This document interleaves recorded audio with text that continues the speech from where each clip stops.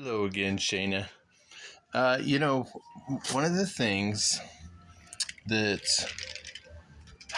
tells the story of what's going on in the world is the who, the what, the where, the how, all that stuff is the questions we need to ask. And so, what's going on? Who's doing it? Who are they? When everybody says they want this, they want that. Who is they?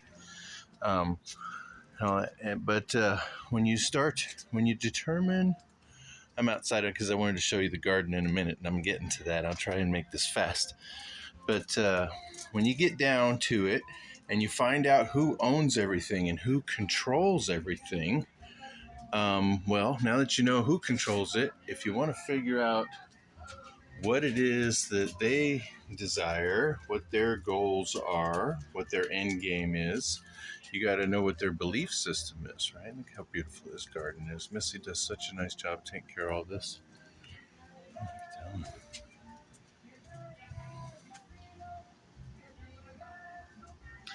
This is an avocado tree. We have an assortment of palms of different types. We got some oranges going over there. We've got the grapevine that didn't produce this year, the grapes. And we got our little girls here, little sweetie there. But anyway, so it led me to a deep dive or a deep research, years of study now into the origins of religions. And they're because it doesn't matter what I believe, because I didn't really have any sort of a belief system. I was just a science guy. I didn't buy into the church, and mythologies were just campfire stories to me and all that stuff. But it doesn't matter what I believe. The people who own and control everything, it's what they believe that's important. It's kind of loud over there with the mariachi music. I might have to do this a different time. My neighbor. But so it doesn't matter what I believe, it's what they believe. When I started looking into what they believe, there is an occult commonality behind all the various entities that have different objectives, but that want to see a one world government so they can have their input on it and have their piece of it, whatever. So anyway, one of the threads that is common, I find as I trace, like, the origins of Christianity, of course, comes out of Judaism, and there's the three Abrahamic ones, Islam included in there. So the roots of Judaism, where does that come from? And, Hinduism and these different things. And they really all kind of circle back to Egypt. It's the same sort of stories, a lot of the same characters reconfigured and stories retold in different locations, different times, all that. But it basically comes down to hermetics, one, and alchemy.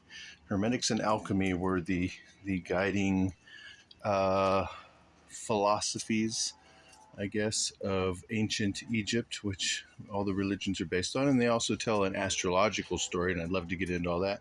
When I'm making videos, anything that I mention that is of interest to you, let me know, and I'll expand on it. I'll let you, because I don't know if you want to hear history, theology, politics. I don't know what your interests are. So let me know. Anything that I mention, I'll gladly expand upon. So I was back here in the garden, and I was just thinking about how, flip the camera around. I don't know if I can do that while I'm recording, but I'll just show you here. Look, we got some honeydew melons. These are banana peppers. They're all over the place. There's orange peppers back there. These are Marconis. These turn red, and they're delicious. They're so good. There's a Roma tomato in there because the tomato's it's gotten huge. It's taken over. Got some bell peppers here.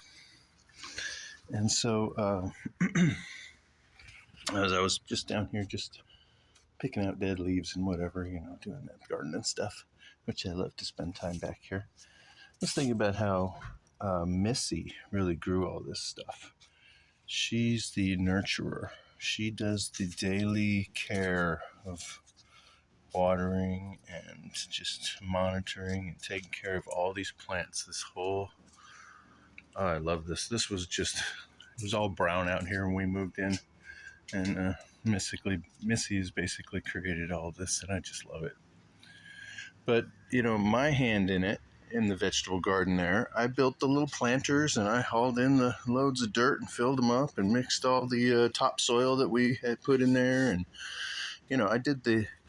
I created this environment for them.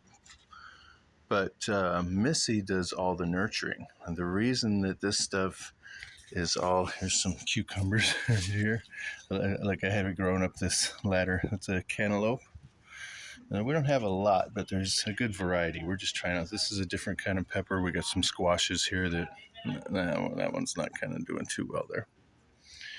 But the reason that it's thriving and living, or reverse that, living and thriving, is because of Missy's nurturing.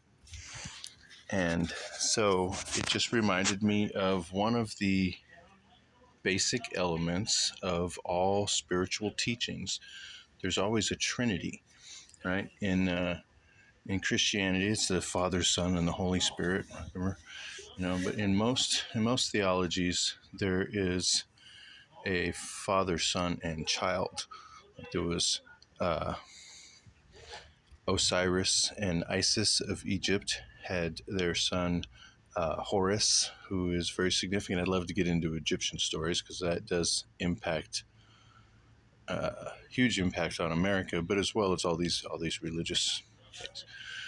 But the father, the mother, and the son, or the child. And in this case, in my garden, I'm the father, which is generally in theology the creator.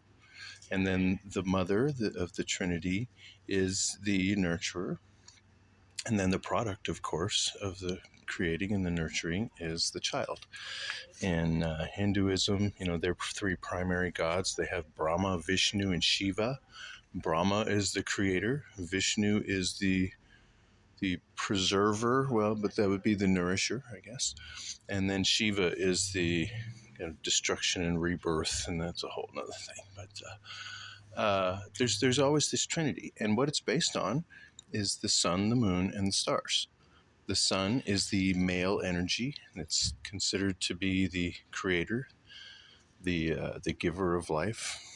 The moon is the feminine energy.